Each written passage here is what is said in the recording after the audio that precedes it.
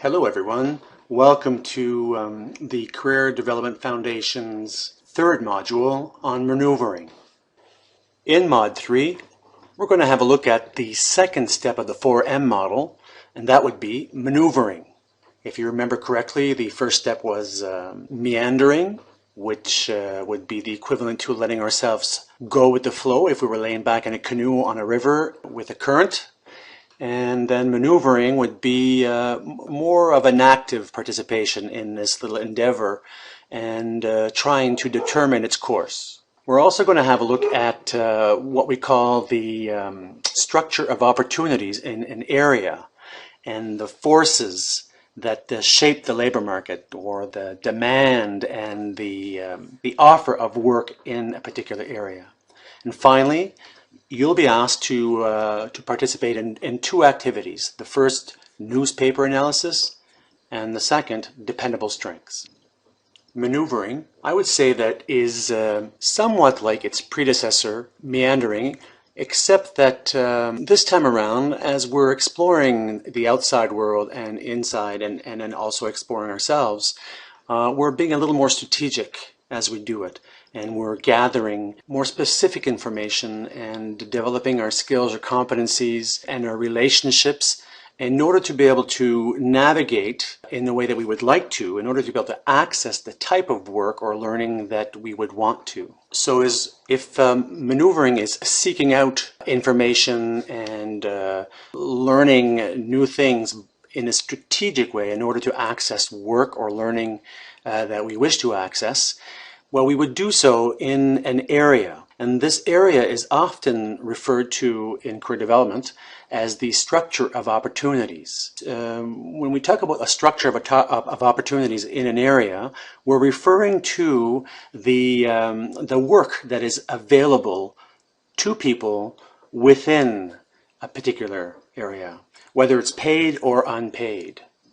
And these, as we will see, these opportunities are dependent on a multitude of variables or factors that influence this availability of work. On this slide, we're looking at a few of the forces that are interdependent, or they interact with each other within a structure of opportunity, within an area. Demographics. What is the population made of? What are their competencies and skills? What are their age? Are there more young than older workers? Are there more highly educated than less educated workers in an area?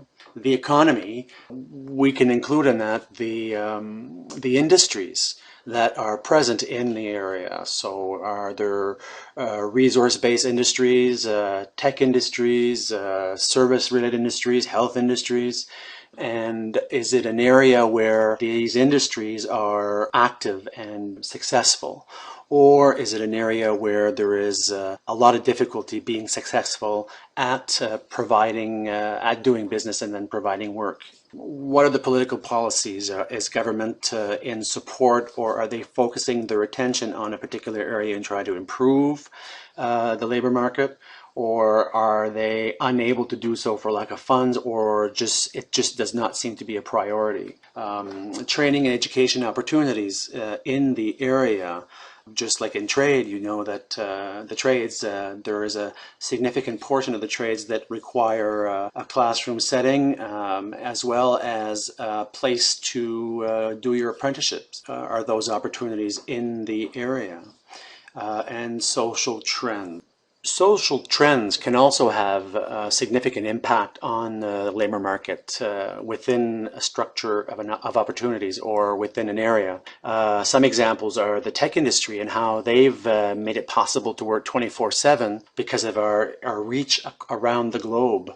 It's also facilitated working from home. Another social trend that I think you can all relate to is the augmentation in our concern for the environment, and the health of our environment has literally started a whole new industry of work for the environmental protection, and also has been able to and sometimes close industries as well when they are found to be too polluting. So these are some examples of social trends. You can think of a few yourself of social trends that have been impacting the work in your area.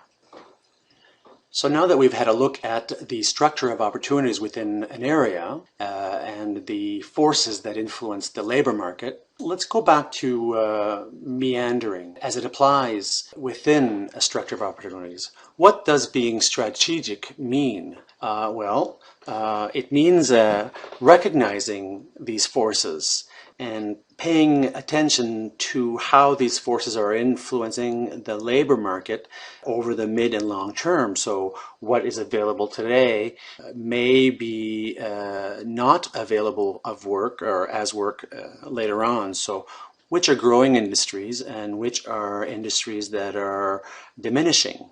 The other thing too is to step back and look at the way your area is positioning itself within the greater labor market, and where is it attempting to, or how is it attempting to position itself economically when it's competing with other communities, other areas. And understanding this could help you learn or seek out the skills and competencies required to be part of this strategic positioning, to be part of this movement that is trying to take advantage of trends. On learning, I think it's important to realize too that we will continuously need to learn as the labor market evolves. We need to evolve along with the labor market within the area that we want to work. The other thing too is the importance of building relationship with allies. Allies are the people who will be able to fill you in on trends, fill you in on available work, provide you with guidance and coaching on some of the competencies that are required to successfully navigate the challenges that come with the ever-evolving labor market. And finally, there's also the need to, at one point, jump in the proverbial pool, as to take risks, take calculated risks, be prepared, but at the same time to risk and to try things out, try new things, and not be afraid to fail. Even as long as it is a learning experience, it is not a failure, it's just a growing experience. Somewhat of a repeat of the previous slide, I chose to keep this one in here and draw your attention to the second bullet and the fourth bullet. The second one says building the skills and experience, or practicing employability and career management skills.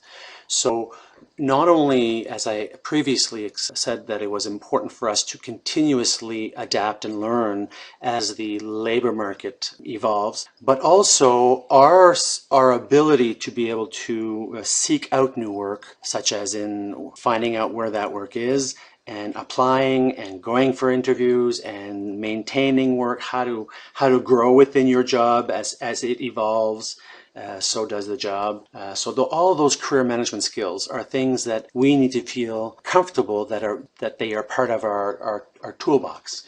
And the other one is bringing an entrepreneurial spirit to our career. So that doesn't necessarily mean that we're suggesting that you should start your own business. But as in the case of somebody who starts their own business, the attempt is to figure out what the client wants and then to best serve that client with a product or service. So to see ourselves as the product or service for a potential employer, for the labor market, it positions ourselves as making sure that we have the competency, the skill sets in order to be able to provide the labor market with what it's looking for.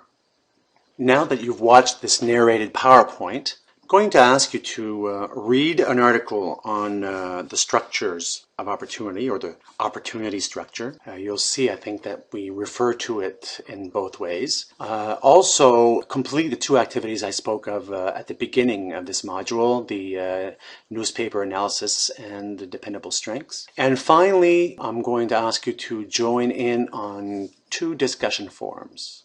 So, as always, looking forward to reading you in these forums. Bye for now.